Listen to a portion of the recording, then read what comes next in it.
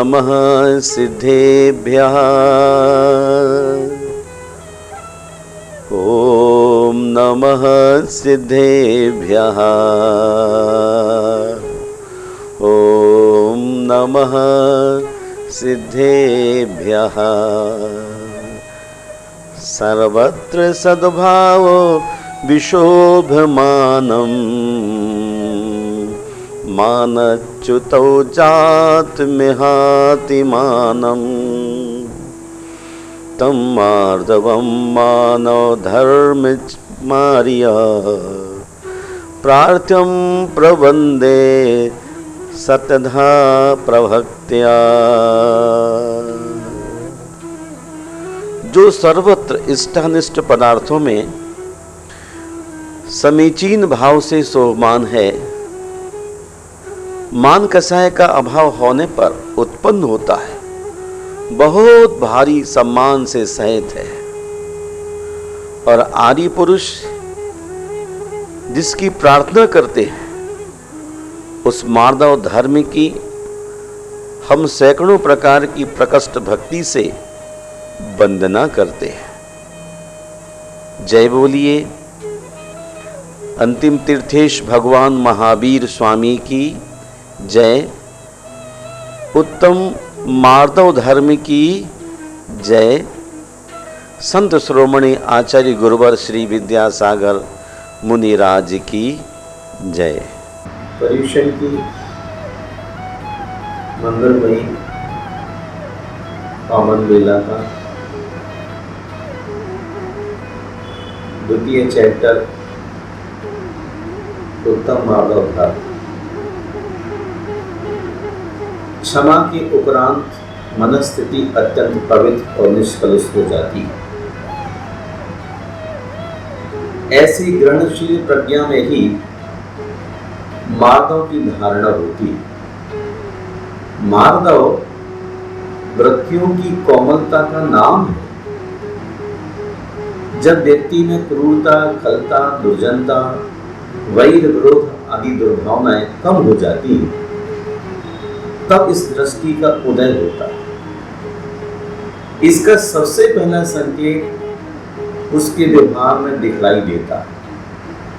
वह कठोर नहीं बोलता, ऐसा कुछ नहीं कहता जिससे किसी को आघात लगे, और ऐसा नहीं सोचता जिसके दुष्परिणाम निकल सकते हो। वह आचरण में सर्वत्र अहिंसक होता है। मधुराई उसके मन, वचन और कर्म में घुल जाती है। उसकी चित्त वृत्तियां स्निग्ध, शांत और मद रहित होती है। चूंकि चित्त में मार्गों का विस्तार है, अहिंसा मन की कर्कशता, क्रूरता और कठोरता को बुहार देती है, और वह बुहारी होती है मार्दव। महानुभाव क्षमा के आते ही मन पर से दंभ का मुलम्मा हट जाता है। दूसरों का क्रोध अहंकारी मन को शांत कर देता है, उसे विनी बना देता है। कठोरता निकल भागती है, मृदुता चित्त पर अतिथि होती है, चित्त कोमलता की ओर झुक जाता है और भीतरी सौंदर्य के अनुसंधान पर निकल पड़ता है। इस स्थिति में मिथ्यात्व दंभ वह नहीं रहता, रह जाता है केवल सम्यक और समर्थ। इस स्थिति में मार्गों की मायने है मन की मृदुता, कोमलता। कोमलता शब्द वस्तुतः सुकुमारता, मृदुता, मिश्रणता, सौम्यता, मधुरता, दयालुता, नम्रता इत्यादि के अर्थ में विवृत। प्रकृति से गुलाब के फूल में रंग की अतिरिक्त कोमलता भी रहती है। वृक्षों की नई कौपलें कोमलता से युक्त होती हैं। वाणी की कोमलता का अर्थ उसकी मधुरता है। शरीर की कोमलता का अर्थ शरीर की सुंदरता से है और हृदय की कोमलता निश्चय ही आर्द्रता का दर्शन कराती है। संगीत के स्वरों में कोमलता तल्लीनता से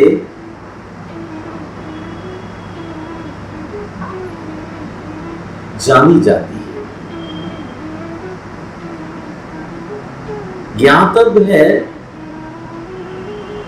संगीत में धीमा स्वर कोमल कहलाता है। मूर्ति, चित्र और संगीत में ये तीनों कलाएं विषयों का परिमार्जन करती हैं। इसी कारण कला को परमानंद और परम तत्व की प्राप्ति का साधन है। इतना ही नहीं, वायु की कोमलता का भी उल्लेख है। तीर्थंकरों के मंगल विहार में मधुर मंद मंद पवन बहने लगती है, जो शरीर मन प्राणों को सुखप्रद होती है। मंद मंद वायु का विहरण प्रभु की मृदुता का प्रतिनिधित्व करता है, जिनके बाह्य और अंतःकरण में किसी प्रकार का भेद नहीं होता, वे ही माधव मूर्ति हैं। उनकी वाणी में जादू होता है। वे प्रसन्न चित्त और तनाव मुक्त होते हैं। सदा एक रस रहना एक विरल लब्ध गुण है। कहते हैं अध्यात्म श्रवण मणि महाश्रवण आचार्य कुल्लुकुन बहुत ही धीमे स्वर से बोलते थे, किंतु श्रवण श्रावकों पर उनकी वाणी का गहरा प्रभाव पड़ता था। मृदुभाषिता इस बात की परिचायिका है कि प्रवचनकर्ता ने क्रोध पर विजय प्राप्त कर ली, वाणी को संयमित कर रखा। ऋषि मुनि यति अनगार बहुत ही कम बोलते हैं, जो भाषा समिति का एक गुण है। मानव प्रकृति के पत्र और पुष्पों की कोमलता से प्रवृत्त होकर अपने जीवन में उसे उतारना चाहता है। इसलिए वह स्पर्श से शरीर की कोमलता तथा श्रुति मधुरता से वाणी की कोमलता का आकलन करता है। कोमल वाणी या मंद स्वर में वार्तालाप करने से अथवा वाद्यादि की मंद ध्वनि से ध्वनि प्रदूषण नहीं होता। इस बात का पर्यूषण पर्व की दिनों में विशेष ध्यान रखना चाहिए, ताकि पवित्र दिनों में किसी जीव को आपकी चेष्टाओं से तकलीफ न हो, वरना आप पाप के भागीदार होंगे, क्योंकि भावों में ही हिंसा अहिंसा पलती है। इस तरह आचरण में जो जितना सहज होगा, उसके खाते में उतना ही धर्म होगा। आचार्य सूर्यचंद्र महाराज के ध्यान ग्रंथ ज्ञानारण में उल्लेख है, निवारितां मान मुदार मार्गवई, जिनकी बुद्धि धर्म परायण है, वे ही अभिमान पर विजय प्राप्त कर सकते हैं। अभिमान स्थान के समान, जो नम्रता नहीं जानता। मनुष्य की सभ्यता जितनी विकसित हुई है, वह उतना ही जटिल, कठोर और अहंकारी हो गया। वस्तुतः मार्ग और वेद के समान है, जिसमें नम्रता स्वाभाविक गुण है। मद से मनुष्य मार्ग से दूर चला जाता है। मद के मायने अहंकार। अहंकार की अपनी कथा है महानुभाव। जिस तरह चूहा चिंदी पाकर बजाज बन बैठता है, लगभग ऐसा ही कुछ है मन के साथ। बिंदु भर पाकर जो सिंधु जितना गर्व करता है और अपना पग किसी लक्ष्य पर टिका नहीं पाता, थोड़ा पाकर पूरा पूरा फिरने वाला अपने जीवन के उत्तरार्ध में काफी पछताता है, और जिसे बहुत मिला है वह उसे दोनों हाथों से उलीझ कर कृतकृत्य हो जाता है। जो संपत्ति, रूप, ऐश्वर्य आदि की क्षण भंगुरताओं को जानता है वह इन पर कभी दर्द नहीं करता, बल्कि मौका आने पर इनका परोपकार में उपयोग करता है। सचमुच ही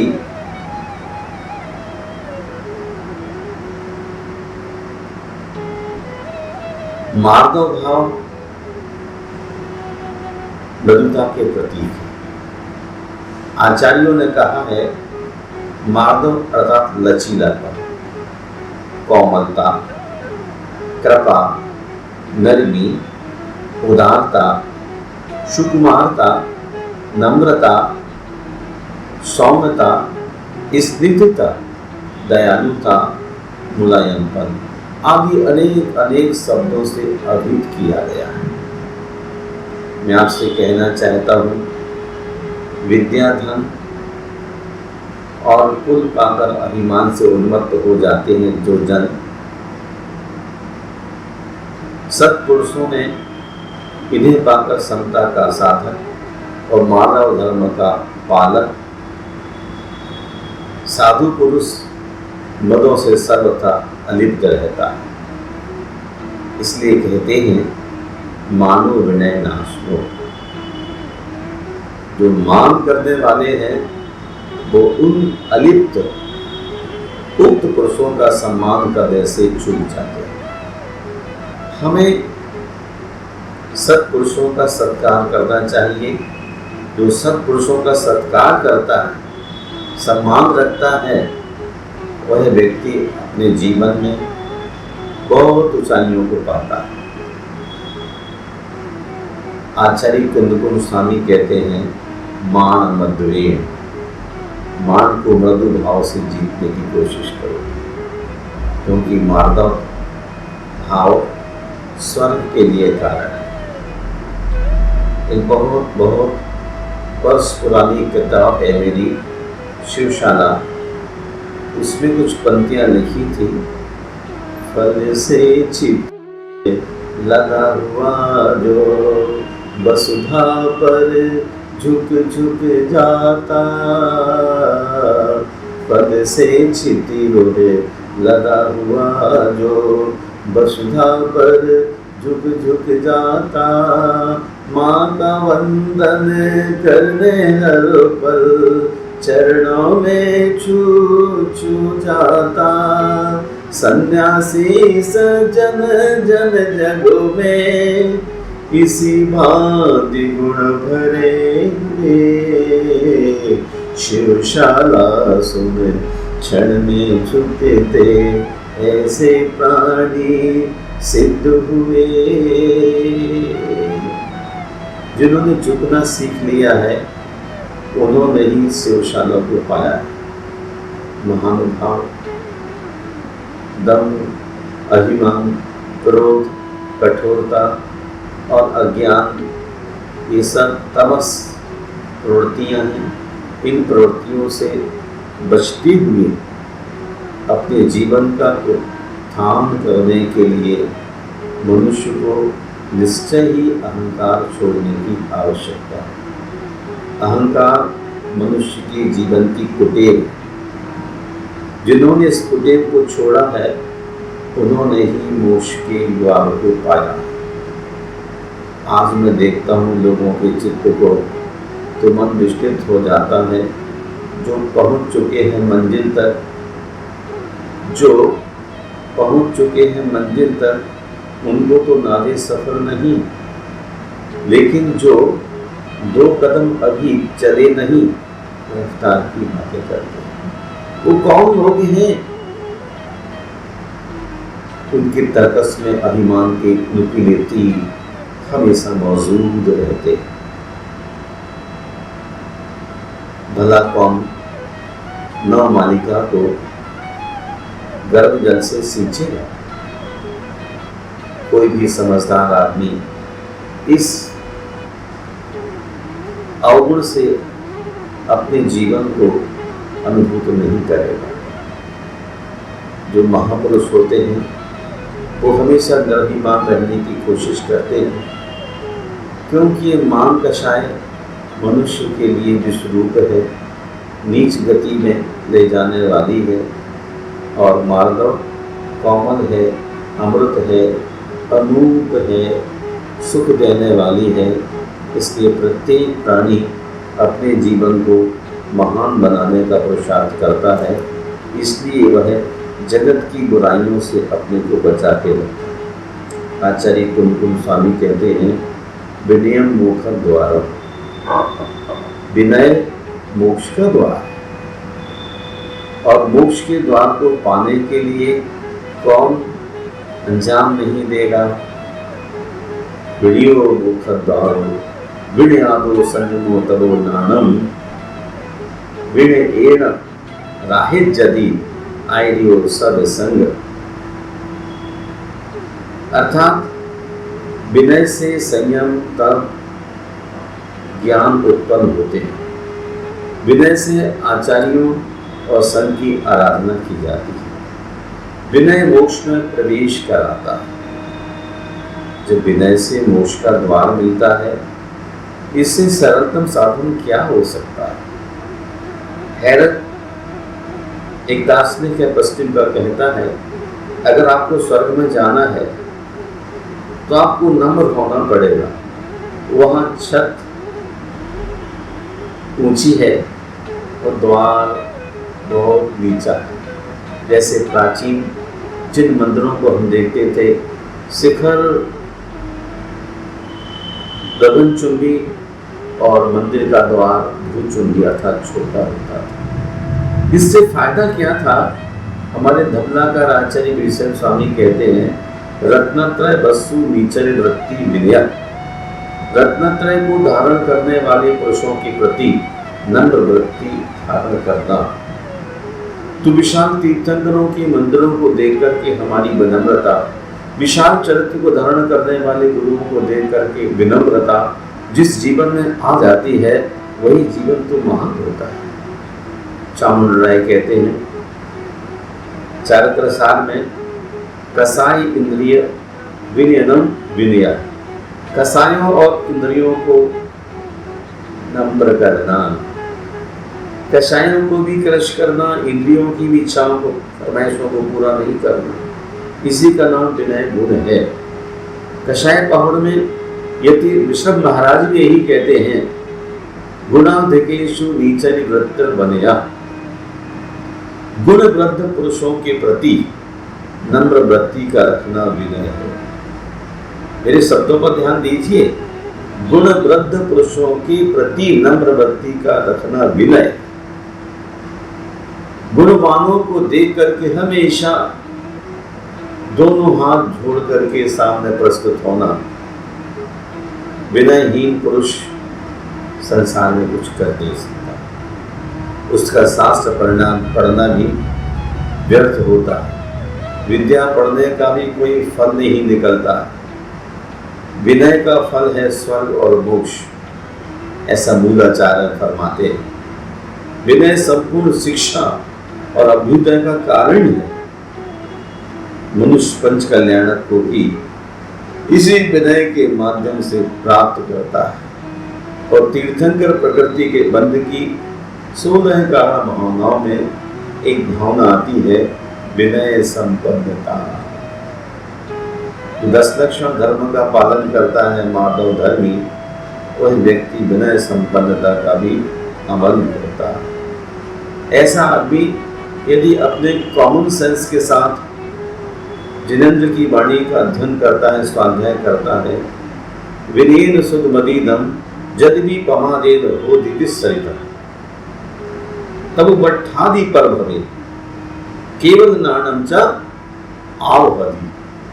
विनय पूर्वक पढ़ी गई विद्या यदि चौकसन की हीनता से, धारण शक्ति की कमी से विस्मृत भी हो, तो भी विशुद्ध संस्कारों के बल से, मार्दव परिणामों से नेक्स्ट भाव में, आने वाले भाव में केवल ज्ञान की सिद्धि हो जाती है। विनम्रता मनुष्य के भावी योग्यता की सूचक कही गई। हम अपने जीवन में विनम्रता को धारण करें। जीवन को बिना विनम्रता के हम ऊंचाइयां नहीं दे सकते हैं। आज उत्तम मार्दव का दिन है। ज्यों ज्यों हम लचीलापन भीतर लेके आते हैं, वैसे वैसे हमारे भीतर की सफाई शुरू हो जाती है। हमें अपने भविष्य को उज्जवल बनाने के लिए विनम्रता की आवश्यकता है ही, लेकिन वर्तमान में भी मनुष्य को विनम्र होना चाहिए। बिना विनम्रता के आप व्यापार भी नहीं कर सकते। अपने शोरूम में उच्च स्वर से बात करेंगे वायर से, तो हम बाहर का बाहर ही निकल जाएगा। इसलिए जब व्यवहारिक क्षेत्र में भी विनम्रता की ज़रूरत है, तो स्वर्ग और मोक्ष को प्राप्त करने के लिए मनुष्य को चाहिए कि वह अपने जीवन में विनम्रता को लाए। इसी के माध्यम से ज्ञान, संयम, चरित्र, तपस्याएं सभी सार्थक हो पाएंगी। मैं आप सबके मंगल की कामना करता हूँ और चाहता हूँ आज उत्तम मार्दव के दिन अपने जीवन को स्वच्छ और निर्मल बनाने का एक ही सूत्र जीवन में रखिए कि जितनी ज़्यादा कोमलता आए,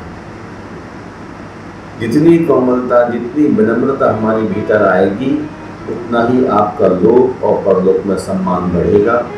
इन्हीं शब्दों के साथ आप सभी के मंगल की कामना करता हूँ।